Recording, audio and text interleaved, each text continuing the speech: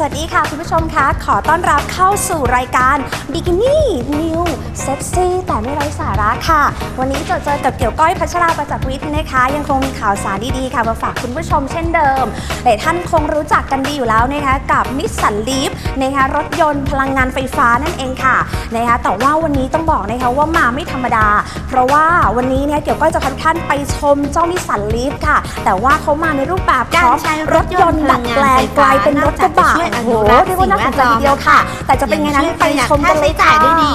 เนื่องจากว่าไฟฟ้ามีราคาถูกกว่าน้ำมันเมื่อเทียบประสิทธิภาพและระยะทางที่ได้ด้วยเหตุนี้ทางทีมงานผู้ผลิตรถยนต์นิสสันซึ่งกำลังมองหารถยนต์ใช้งานในโรงงานของพวกเขาจึงได้เกิดความคิดที่ว่าจะนำรถยนต์ไฟฟ้ามาใช้งานแทนรถกระบะแบบเดิมๆค่ะทีมงานศูนย์เทคนิคของนิสสันที่เมืองสแตนฟิลด์รัฐแอริโซนาของประเทศสหรัฐอเมริกาค่ะได้เผยโฉมรถกระบะที่เกิดจากการดัดแปลงรถยนต์แฮชแบ็กไฟฟ้ายอดนิยมอย่าง Nissan Leaf ซึ่งจับมารวมร่างกับกระบะตอนท้ายของ Nissan Frontier รถกระบะรุ่นเก่ายอดนิยมและได้ตั้งชื่อให้มันว่า Sparky ค่ะเจ้า Sparky ถูกออกแบบให้เป็นรถกระบะขนาดเล็กสำหรับขนของปริมาณไม่เยอะในช็อปอันกว้างขวางของศูนย์เทคนิคโดยทีมงานวิศวกรภายในศูนย์ได้ตั้งใจสร้างเจ้า Sparky กันอย่างจริงจังมากค่ะราวกับว่าผลิตรถ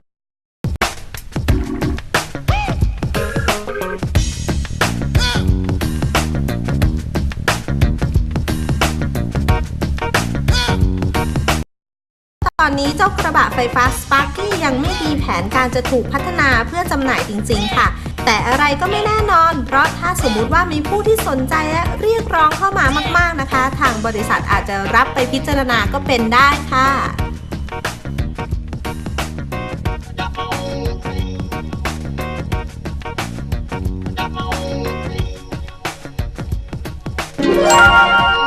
โอ้โห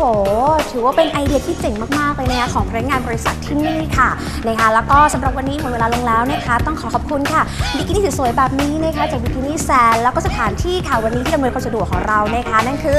C4 Motorsport นั่นเองค่ะแล้ววันนี้ต้องขอตัวลาไปก่อนเจอกับเกี่ยวก้อยได้ใหม่ในรายการของ Bikini New Sexy แต่ไม่ไร้สาระค่ะในวันพรุ่งนี้สวัสดีค่ะ